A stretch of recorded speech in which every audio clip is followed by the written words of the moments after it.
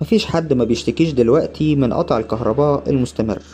تساؤلات كتير للناس، هو ايه اللي بيحصل وايه سبب الانقطاع الغير متكرر ده؟ ولو فتحت منصة من منصات التواصل الاجتماعي هتلاقي اخبار كتير وعكسها تماما. اللي يقولك المشكلة سببها اعطال في محطات ومولدات الكهرباء، واللي يقولك في محطات خرجت بره الخدمة، واللي يقولك دي المحطات ولعت، واللي يقولك ان المشكلة اصلا مش محطات، دي المشكلة في نقص الغاز، والغاز كتير بتطلع بسبب الازمة دي. فيا ترى ايه هو السبب الحقيقي للانقطاع المتكرر، وليه ظهرت في الوقت ده بالذات؟ قبل ما نبدأ، لو لسه ما اشتركتش على القناة اشترك وفعل الجرس عشان تجيلك فيديوهاتنا دايما.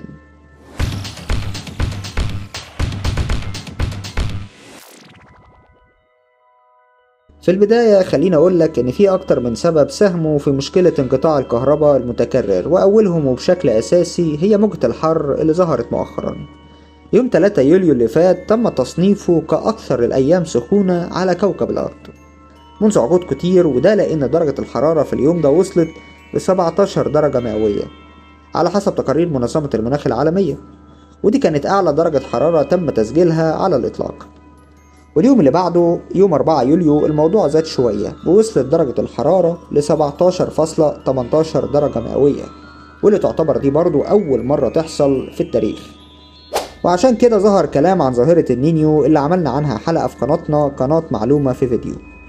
موجة الحر انتشرت في كل أنحاء العالم، وصحيفة ذا جارديان البريطانية قالت إن في مناطق في الصين وصلت درجة الحرارة فيها ل 35 درجة مئوية، ودي حاجة عمرها ما حصلت هناك قبل كده. وفي مناطق في شمال أفريقيا اتعرضت لدرجات حرارة وصلت ل 50 درجة مئوية كمان. ونفس الكلام حصل في أوروبا والولايات المتحدة الأمريكية، حتى القارة القطبية الجنوبية اللي المفروض هي في فصل الشتاء دلوقتي وصلت درجة الحرارة هناك ل 8.7 درجة مئوية. يعني من الآخر موجة الحر طالت العالم كله. طب يا ترى مال الكلام دوت بقطع الكهرباء يعني في مصر؟ يعني جوه محطات الطاقة الكهربائية في حاجة اسمها القدرة الإنتاجية، وفي حاجة تانية اسمها الوقود. القدرة الإنتاجية هي أقصى كمية كهرباء تقدر تنتجها المحطة دي حتى لو ما استعملناش كل الكهرباء المنتجة من المحطة دي. أما الوقود فهي الحاجة اللي بتشغل المحطة دي، سواء كانت سولار أو بنزين أو غيره من مشتقات الوقود. في مصر تقريبا 90% من محطات إنتاج الكهرباء بتشتغل بالغاز الطبيعي. المحطات في مصر عندها قدرة إنها تنتج كهرباء بمقدار 48 ألف ميجا وات، يعني تقريبا ده أقصى حاجة نقدر نوصل لها.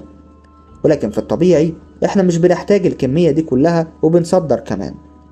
متوسط الاستهلاك في مصر تقريبا 30 ألف ميجا وات، وده في الأيام الطبيعية. أما في فصل الصيف فالإنتاج بيوصل لكميات كبيرة، وساعات بيوصل ل 33.5 ألف ميجا وات كاستهلاك. وعشان تنتج كل الكمية دي فأنت محتاج وقود. وعشان تكفي كمية الكهرباء بتكون في محطات الغاز عندنا كمية تعادل 133 مليون متر مكعب من الغاز الطبيعي يوميا، وجنبهم في 14 مليون متر مكعب احتياطي لأي ظروف زي فصل الصيف. التوزيع ده شغال كويس جدا وناجح بقاله كام سنة، ولكن بسبب موجة الحر المتأثرة بيها العالم كله حصلت مشكلتين رئيسيتين. أول مشكلة إن درجة الحرارة الكبيرة دي أثرت على الكابلات والمحولات اللي بتنقل الكهرباء، وده تسبب في فقد في كمية الطاقة اللي بتغذي المستهلكين في بيوتهم. والمشكلة التانية إن موجة الحر الرهيبة دي خلت فيه هجوم غير طبيعي على استخدام التكييفات الهوائية والمراوح في عملية التبريد، والاستهلاك ده حساباته أعلى بكتير من المستويات الطبيعية اللي متعودين عليها. ده غير ان الناس بدل ما كانت بتستخدم التكييفات على 25 و26 ابتدوا يقللوا درجة الحرارة ل 18 و16 درجة كمان. ده غير ان عدد ساعات عمل التكييفات بقت اكبر بكتير، وده طبيعي جدا بسبب ظروف المناخ وموجات الحر الكبيرة في الايام دي.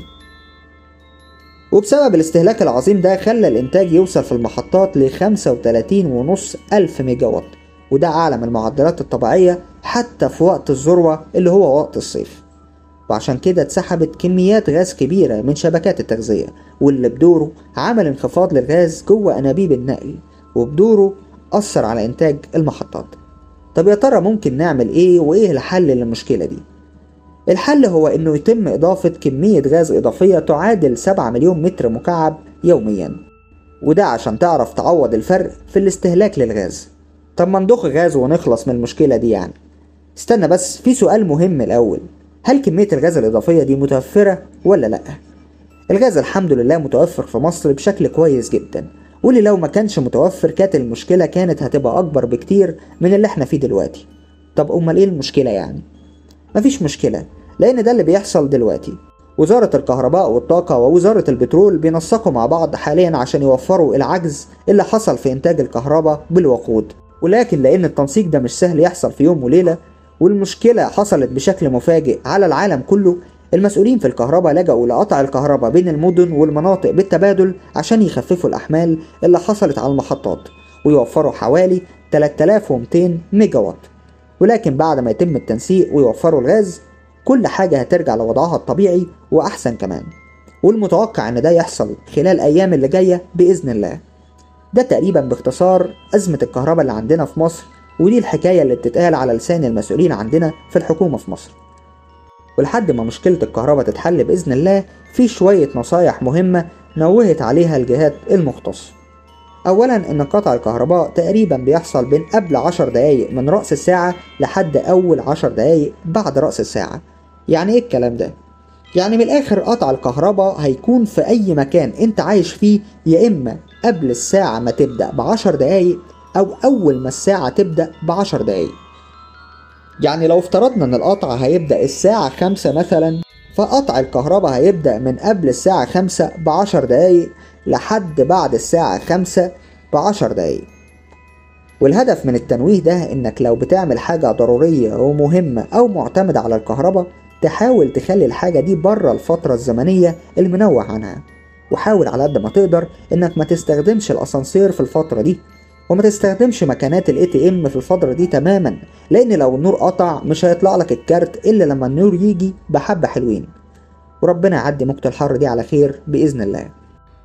لو عجبك الفيديو اضغط لايك، ولو لسه ما اشتركتش على القناة ياريت تشترك وتفعل الجرس عشان تجيلك فيديوهاتنا دايما.